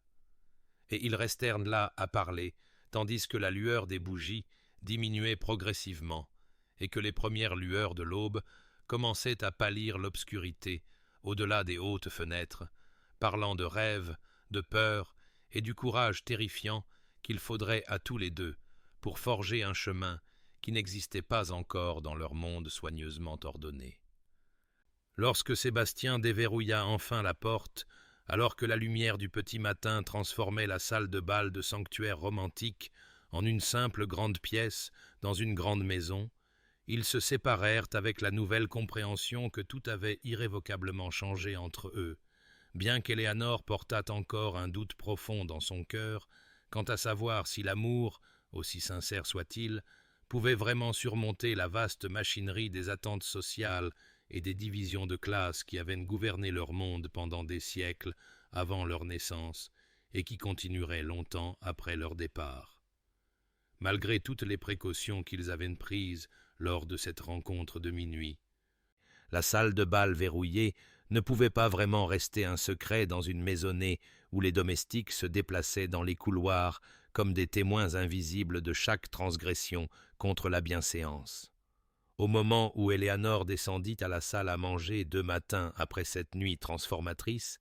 elle pouvait sentir le poids du jugement dans chaque regard en coin et chaque conversation rapidement étouffée qui suivait ses mouvements à travers les espaces élégants du manoir d'Ashworth. La gouvernante en chef, une femme qui avait toujours traité Éléanore avec un respect distant approprié à sa position, la regardait maintenant avec une désapprobation à peine dissimulée lorsqu'elle passait dans le couloir, et quand Éléanore entra dans la salle de classe, elle découvrit que quelqu'un avait déjà préparé les leçons des enfants avec une efficacité pointue qui suggérait que sa présence n'était plus requise, même pour les petites tâches administratives qu'elle avait toujours gérées elle-même. Elle essaya de garder son sang-froid pendant l'instruction du matin, mais ses mains tremblaient légèrement en tournant les pages du manuel de géographie. Et lorsque la femme de chambre de Lady Ashworth apparut à la porte de la salle de classe avec une convocation au salon privé de sa dame, Éléanore sentit son monde soigneusement construit commencer son effondrement inévitable autour d'elle, avec la finalité écrasante d'anciens murs de pierre s'écroulant sous leur propre poids impossible. Lady Ashworth la reçut avec une froideur qui faisait paraître leur précédent avertissement bienveillant, chaleureux, en comparaison, et elle ne perdit pas de temps à articuler exactement ce que les domestiques avaient observé et quelle conclusion toute la maisonnée avait tirée de la clé manquante de la salle de bal, des bougies qui avaient brûlé toute la nuit, et de l'absence d'Éléanore de ses quartiers jusqu'à l'aube, tandis que le duc avait également été mystérieusement indisponible pendant ces mêmes heures. « J'avais meilleure opinion de vous, mademoiselle Hartley, » dit Lady Ashworth, avec la cruauté particulière de quelqu'un qui se croyait agir au service de l'ordre moral. Mais il semble que vous ayez profité sans vergogne de l'intérêt passager et mal avisé de sa grâce pour compromettre à la fois votre position et sa réputation d'une manière qui ne peut être négligée ni pardonnée, quelles que soient les promesses qu'il ait pu faire dans des moments de faiblesse. Eleanor se tenait devant l'épouse de son employeur, le dos droit et les mains calmement jointes devant elle, bien que son cœur martelât contre ses côtes avec une telle force qu'elle pensait sûrement que cela devait être audible dans cette pièce décorée avec goût. Elle ne dit rien pour sa propre défense, car quelle défense pouvait-elle offrir contre des vérités qui étaient essentiellement exactes, même si les motivations qui lui étaient attribuées étaient monstrueusement injustes? Et lorsque Lady Ashworth l'informa que ses services ne seraient plus requis au manoir d'Ashworth et qu'elle avait précisément 3 jours pour rassembler ses affaires et quitter les lieux, Eleanor accepta le renvoi avec la même dignité discrète qui avait caractérisé tout son mandat de gouvernante, bien qu'elle sentît quelque chose mourir en elle à chaque mot de condamnation. Elle retourna dans ses petits quartiers et commença le processus mécanique de ranger ses quelques possessions dans la malle cabossée qui l'avait accompagnée pendant 6 ans de service. Et de main tremblante, elle composa une brève note à Sébastien qui le libérait de toute obligation ou promesse faite dans cette salle de bal éclairée à la bougie, car elle ne pouvait pas, ne voulait pas, lui permettre de sacrifier sa position et le respect de sa famille pour une connexion que la société n'accepterait jamais et qui ne lui apporterait que douleur et scandale, proportionnels au bonheur temporaire qu'il pourrait saisir au mépris d'une loi sociale immuable. Lorsque Sébastien apprit son renvoi et son départ imminent par la confession inconfortable de son frère le même après-midi, sa fureur face à l'injustice et à la cruauté d'un système qui détruirait une femme de l'intelligence et de la valeur d'Eleanor simplement pour avoir osé être aimée par quelqu'un au-dessus de son rang, se transforma en une détermination froide que sa famille n'avait jamais vue auparavant. Et il fit face au choix qui définirait non seulement son avenir, mais aussi sa compréhension du type d'homme qu'il souhaitait être dans un monde qui exigeait qu'il choisisse entre l'amour et le devoir, entre la vérité de son cœur et les attentes de la société, entre protéger Eleanor et protéger la fiction confortable, selon laquelle les barrières de classe existaient pour servir la justice, plutôt que simplement pour préserver le privilège de ceux qui étaient déjà nés au pouvoir. La décision de Sébastien se cristallisa avec la clarté absolue qui vient lorsqu'un homme cesse enfin de négocier avec sa conscience et s'engage pleinement dans la voie que son cœur a toujours su inévitable. Quelques heures après avoir lu la note d'Eleanor, le libérant de toute obligation, un geste qui ne fit qu'approfondir son respect pour son intégrité et renforcer sa résolution, il convoqua son frère et sa belle-sœur au salon et les informa, avec la formalité contrôlée de l'autorité ducale, qu'il avait l'intention de courtiser publiquement mademoiselle Eleanor Hartley dans le but exprès d'en faire sa duchesse. Le silence choqué qui suivit son annonce lui dit tout ce qu'il avait besoin de savoir sur l'ampleur de ce qu'il se proposait de défier dans leur monde soigneusement ordonné. Lady Ashworth se ressaisit la première avec des objections bredouillantes sur le scandale, la bienséance et ce que la société dirait, tandis que son frère, clairement déchiré entre la loyauté fraternelle et le souci de la réputation familiale, tenta des arguments plus mesurés sur les difficultés que Sébastien rencontrerait, les portes qui se fermeraient à lui, les murmures qui les suivraient tous les deux dans chaque salon d'Angleterre. Mais Sébastien répondit à chaque objection avec une certitude calme qui reconnaissait les coups tout en refusant de s'en laisser influencer, car il avait passé trop d'années à vivre selon le devoir et les attentes sans jamais ressentir le genre de connexion profonde qu'il avait découverte en compagnie d'Eleanor. La nouvelle se répandit dans le manoir d'Ashworth avec la vitesse d'un feu de forêt à travers du bois sec, et le soir, toute la maisonnée savait que le duc d'Ashworth avait déclaré son intention d'épouser la gouvernante. Une annonce si sans précédent que même les domestiques les plus blasés se retrouvèrent à se rassembler dans les coins pour discuter de ce bouleversement, de tout ce qu'ils avaient cru fixe et immuable dans l'ordre social qui régissait leur monde. La mère de Sébastien arriva de Londres en 2 jours. Sa fureur, face à ce qu'elle percevait comme un manquement catastrophique au jugement de son fils évidente dans chaque ligne de son port impérieux, alors qu'elle entrait dans le manoir, exigeant une audience immédiate avec Sébastien pour lui faire entendre raison avant qu'il ne détruise tout ce que 3 générations de ducs d'Ashworth avaient construit par des mariages prudents et des alliances appropriées. Il la reçut dans la bibliothèque où il avait commencé à vraiment connaître Eleanor, et il écouta avec un respect patient sa mère articuler chaque argument contre cette union, le manque de fortune d'Eleanor, ses relations inférieures, le scandale que cela créerait, les moqueries qu'il subirait de la part de ses pairs, les dommages à la réputation de leur famille. Et quand elle eut terminé, il parla avec une intensité tranquille qui transforma l'atmosphère de la pièce, passant de la confrontation à quelque chose approchant la révélation. « Mère, dit-il, debout devant la femme qui l'avait élevé à valoriser le devoir par-dessus tout, j'ai passé 32 ans à être tout ce qu'un duc devrait être, responsable, convenable, stratégique dans chaque alliance, et prudent de ne jamais transgresser les frontières que la société a tracées pour les hommes de mon rang. Et pendant toutes ces années de comportement parfait, je n'ai jamais ressenti ce que je ressens quand Eleanor Hartley me regarde comme si je n'étais pas un titre ou une fortune, mais simplement un homme digne de son respect et de son affection. » Sa mère tenta de l'interrompre, mais il continua de parler avec l'autorité de quelqu'un qui avait enfin découvert ce qui comptait plus que l'approbation ou la convention, articulant l'intelligence d'Éléanore, sa force de caractère, sa grâce dans des circonstances qui auraient brisé des âmes moindres, sa capacité à la profondeur et au sentiment authentique dans un monde où la plupart des interactions n'étaient qu'une performance des rôles attendus.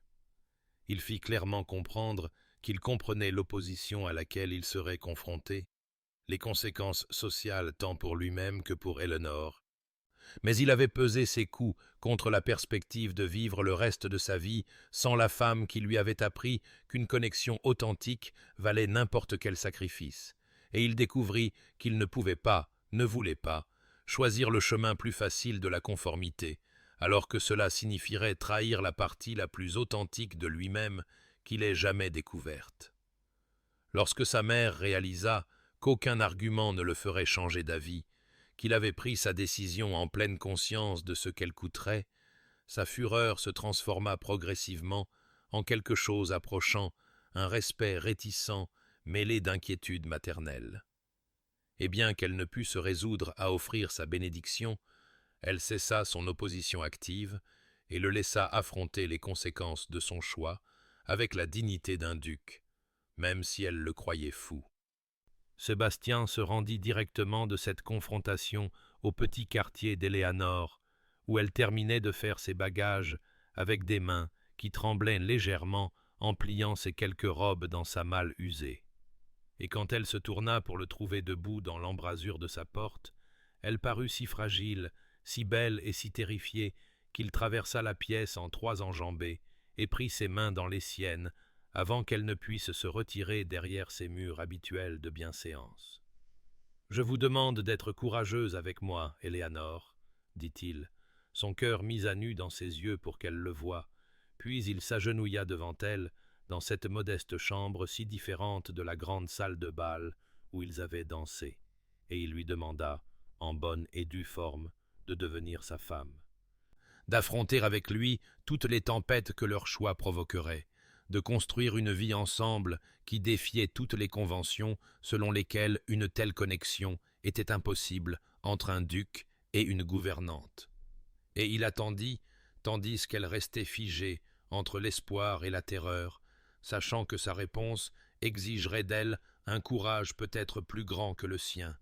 car elle avait tellement plus à perdre et tant d'années de plus à se croire indigne d'un bonheur aussi impossible.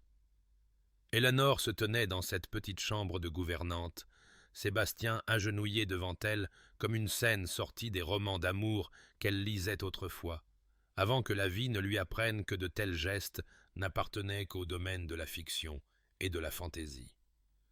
La guerre qui faisait rage dans son cœur en cet instant suspendu opposait la femme qu'elle avait été forcée de devenir par 6 années d'invisibilité prudente à la jeune fille qu'elle avait été, celle qui croyait que l'amour et le bonheur étaient un droit de naissance, plutôt que des privilèges réservés à ceux nés dans les rangs et les circonstances appropriées. Elle baissa les yeux sur le visage levé de Sébastien, son cœur si évident dans ses yeux que cela la terrifiait plus que la condamnation de Lady Ashworth ou la désapprobation certaine de la société. Elle se sentit au bord d'un précipice où un choix la ramenait au territoire sûr et familier, des attentes réduites et de l'autoprotection prudente, tandis que l'autre exigeait un saut de foi si terrifiant que chaque instinct criait contre le danger de tomber et de se briser sur les rochers du rejet inévitable et de la destruction sociale qui attendait sûrement quiconque assez insensé pour aspirer à un bonheur si loin au-dessus de sa sphère désignée. Un souvenir refit surface sans y être invité, celui de son enfance. Elle-même, à 16 ans, dans le modeste domaine de son père, tournoyant dans le jardin, les bras étendus, pour attraper la lumière du printemps, croyant avec la certitude absolue de la jeunesse que le monde était plein de possibilités, et que l'amour, quand il viendrait, serait glorieux, transformateur et sien de droit, plutôt que par une chance impossible. Elle reconnut avec une clarté soudaine que les années entre cette jeune fille dansante et cette femme effrayée avaient été passées à tuer systématiquement cette croyance, à l'enterrer sous des couches de résignation protectrice, jusqu'à ce qu'elle ait presque oublié ce que c'était que de s'imaginer digne de la chose même qui lui était maintenant offerte, avec une conviction si sincère, par un homme qui aurait pu choisir n'importe qui, et qui, pourtant, s'agenouillait devant elle, lui demandant d'être assez courageuse pour récupérer la partie d'elle-même qu'elle avait abandonnée aux circonstances et à la cruelle nécessité. Elle pensa à la salle de bal verrouillée et à la sensation de danser dans ses bras, comme un retour à un soi qu'elle croyait perdu à jamais.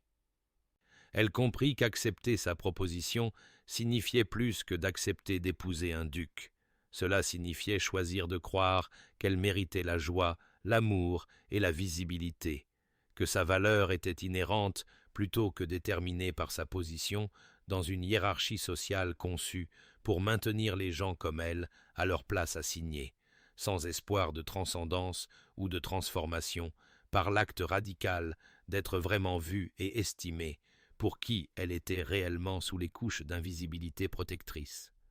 Ses mains tremblèrent alors qu'elle tendait la main pour toucher son visage avec une douceur née de l'émerveillement qu'un tel moment puisse réellement exister en dehors du domaine des rêves impossibles, et elle prononça le mot qui exigeait d'elle plus de courage qu'elle ne savait en posséder. « Oui ?» Sébastien se leva et la prit dans ses bras, tandis qu'elle pleurait contre sa poitrine, libérant des années d'espoir réprimées et de désirs soigneusement gardés. Et quand il l'embrassa, cela ressembla à une promesse qu'ils affronteraient ensemble toutes les tempêtes que leur choix susciterait, car un amour aussi authentique et durement gagné valait n'importe quel sacrifice que la société pourrait exiger en paiement de leur transgression de ces lois immuables. Leurs fiançailles officielles furent annoncées le lendemain avec une simplicité qui démentait la nature révolutionnaire de ce que Sébastien déclarait à son monde. Et bien que certains cercles de la société aient réagi avec précisément le scandale et la condamnation qu'ils avaient anticipés, un soutien discret émergea de sources inattendues, de la part de ceux qui avaient eux-mêmes souffert des frontières rigides de la classe et de la bienséance, ou qui reconnaissaient simplement dans leur union quelque chose de suffisamment rare et précieux pour être défendu contre les forces de la désapprobation conventionnelle. Alors que le printemps arrivait au manoir d'Ashworth, apportant une nouvelle vie au jardin qui avaient dormi dans l'obscurité de l'hiver, Éléanore et Sébastien naviguèrent de leurs fiançailles avec un partenariat qui se renforçait à chaque défi qu'ils affrontaient ensemble. Et elle découvrit que choisir le courage une fois rendait plus facile de le choisir encore et encore, jusqu'à ce que la femme qu'elle devenait ne ressemble que peu à la gouvernante invisible qui avait autrefois cru que le bonheur était un pays dont les frontières ne lui seraient jamais permises de franchir. 3 mois plus tard, alors que l'été s'épanouissait sur la campagne anglaise avec une profusion de fleurs sauvages qui semblaient célébrer l'impossible rendu manifeste, Éléanore se tenait dans la petite chapelle du manoir d'Ashworth, vêtue de soie ivoire qui captait la lumière filtrant à travers les vitraux et la transformait en quelque chose de lumineux et de presque surnaturel. Et bien que la cérémonie fût modeste selon les normes des mariages ducaux, n'y assistaient que les membres de la famille et les amis qui avaient choisi l'amour plutôt que la convention, et qui pouvaient être témoins de leur union avec une joie sincère plutôt qu'une désapprobation scandalisée. Il y avait une qualité de sacré dans l'occasion qu'aucun grand spectacle de cathédrale n'aurait pu égaler, car toutes les personnes présentes comprenaient qu'elles assistaient non seulement à un mariage, mais à une révolution du cœur qui remettait en question toutes les hypothèses sur la valeur et l'appartenance que leur monde avait construite pour confiner les gens dans leur sphère désignée. La mère de Sébastien était arrivée la veille avec une raideur qui témoignait d'une désapprobation continue tempérée par une dévotion maternelle, et bien qu'elle ne pût se résoudre à offrir de la chaleur à Éléanore, elle avait choisi la présence plutôt que l'absence, un geste qu'Éléanore reçut avec une grâce tranquille et sans aucune attente de plus que ce que le temps pourrait éventuellement adoucir en quelque chose approchant l'acceptation. La propre mère d'Éléanore pleura tout au long de la cérémonie, de larmes qui contenaient à parts égales la joie de la chance incroyable de sa fille et le chagrin pour toutes les années où Éléanore avait vécu en croyant qu'un tel bonheur était à jamais hors de sa portée. Et lorsque Sébastien prit les mains d'Éléanore dans les siennes et prononça ses vœux avec une conviction qui ne laissait aucun doute sur la profondeur de son engagement,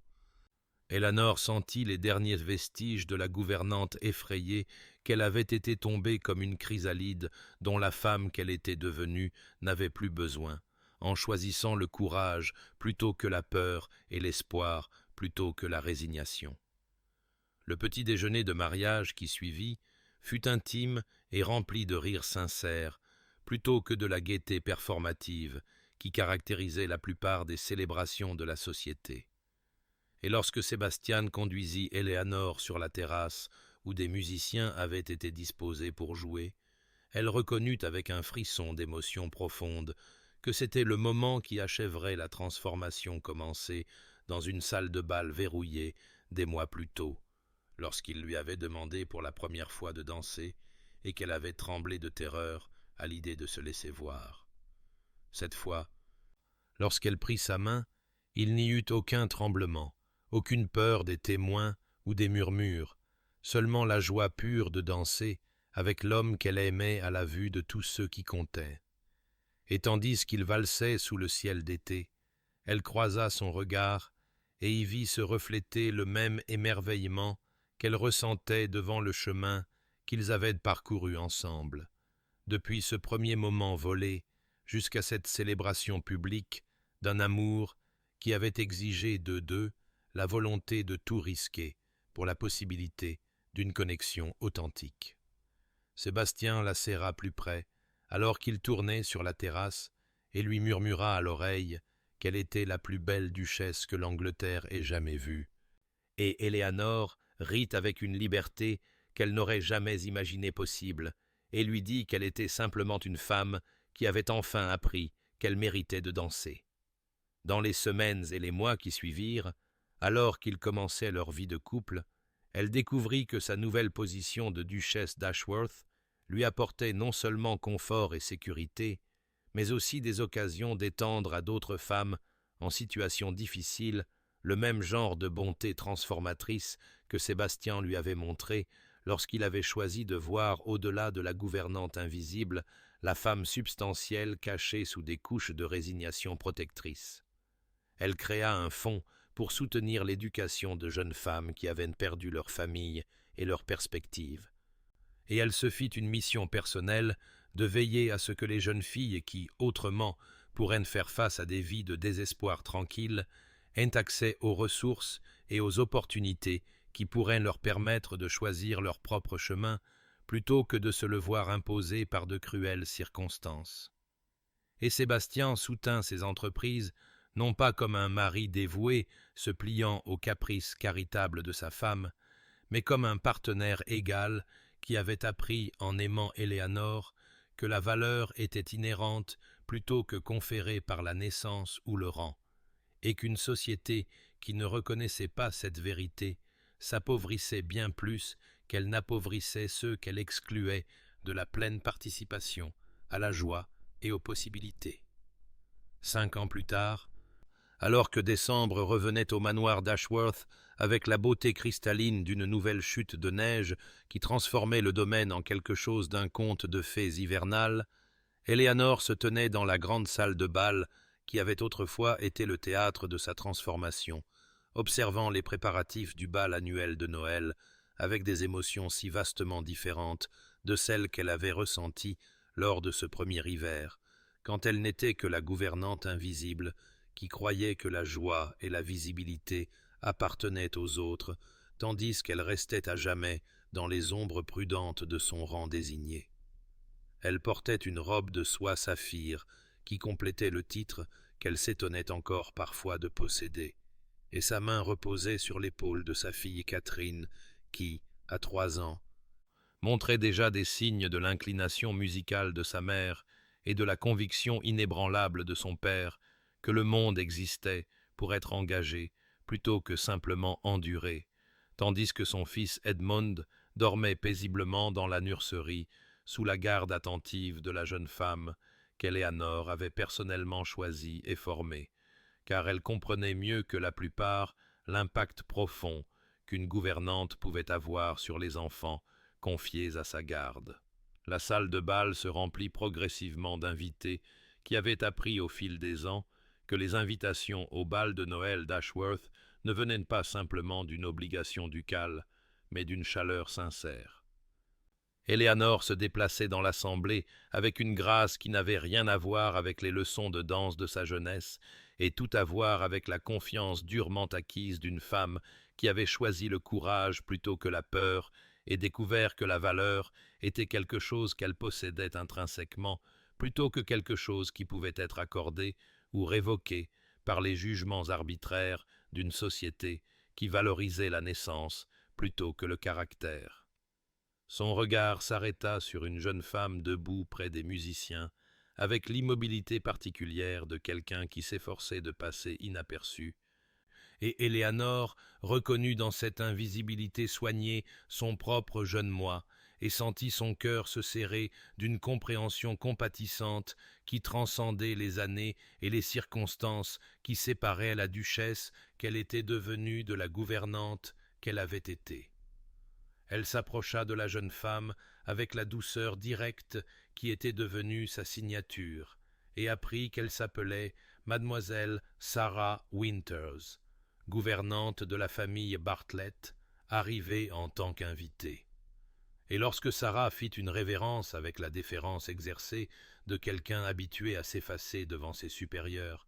Éléanore lui toucha le bras et dit avec une conviction tranquille qu'elle espérait que mademoiselle Winters l'honorerait en se joignant à la danse, car c'était une célébration et toutes les personnes présentes méritaient de participer à la joie, quelle que soit leur position dans la hiérarchie de la maisonnée qui déterminait si souvent qui était autorisé à la visibilité et qui était relégué aux ombres permanentes. Le choc et la gratitude de la jeune femme rappelèrent si puissamment à Éléanore son propre parcours qu'elle sentit les larmes la menacer. Et lorsque Sébastien apparut à ses côtés, avec leur fille dans ses bras, et une compréhension dans ses yeux qui venait de 5 années d'un partenariat qui s'approfondissait, au lieu de diminuer avec le temps, Éléanore prit sa main libre et sentit la vague familière d'émerveillement que cette vie était réellement la sienne, que l'impossible était devenu non seulement possible, mais merveilleusement, miraculeusement réel.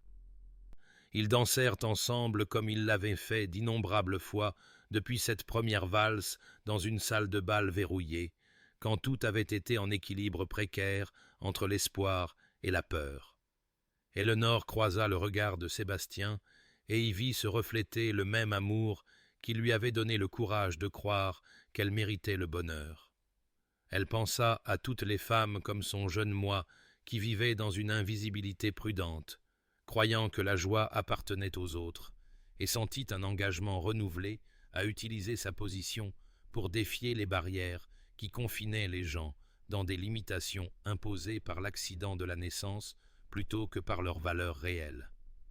La musique s'enfla, et les bougies projetèrent leurs lueurs chaudes sur des visages rougis de plaisir sincère. Éléanore vit mademoiselle Winters danser avec un jeune gentleman qui avait été convaincu par l'intervention discrète de Sébastien que les gouvernantes n'étaient pas des servantes invisibles, mais des femmes de substance méritant attention et respect. Et elle ressentit à ce moment-là la profonde satisfaction de savoir que sa propre transformation avait créé des ondes qui s'étendaient bien au-delà de son bonheur personnel, en un défi plus large aux hypothèses qui avaient autrefois semblé immuables et absolues. Cher auditeur, peut-être vous êtes-vous aussi tenu dans l'ombre, croyant que la joie, l'amour et la pleine participation aux célébrations de la vie appartiennent aux autres, tandis que vous restez soigneusement invisible au service de circonstances qui semblent hors de votre contrôle. Et peut-être, comme Éléanore, avez-vous appris à vous protéger par des attentes réduites et la gestion prudente de l'espoir, afin que la déception ne puisse pas briser le peu de sécurité que vous avez réussi à construire à partir des fragments de rêves abandonnés à la nécessité et à la cruelle fortune. Mais l'histoire d'Éléanore murmure une vérité différente, une vérité qui défie les frontières que nous acceptons comme permanentes et les limitations que nous intériorisons comme méritées, car la valeur n'est pas quelque chose de conféré par la position ou la naissance, mais quelque chose d'inhérent au simple fait de votre humanité. Et le courage de croire que vous méritez la joie n'est pas de la présomption, mais plutôt la reconquête de ce qui vous a toujours appartenu de droit, avant que le monde ne vous convainque du contraire par ses hiérarchies arbitraires et son indifférence cruelle à la valeur individuelle. Les barrières auxquelles vous faites face peuvent sembler insurmontables, et la voix qui vous dit de rester en sécurité dans l'invisibilité peut sembler être de la sagesse plutôt que de la peur. Mais quelque part, au-delà de vos murs soigneusement construits, existe la possibilité de transformation. Et tout ce qu'elle exige, c'est le courage terrifiant de dire « oui » lorsque le bonheur vous tend la main et vous invite à danser, de choisir l'espoir même lorsque chaque leçon que la vie vous a enseignée crie que l'espoir est dangereux et que la déception est certaine, de croire que vous méritez d'être vu, estimé et aimé, non pas malgré qui vous êtes, mais à cause de cela.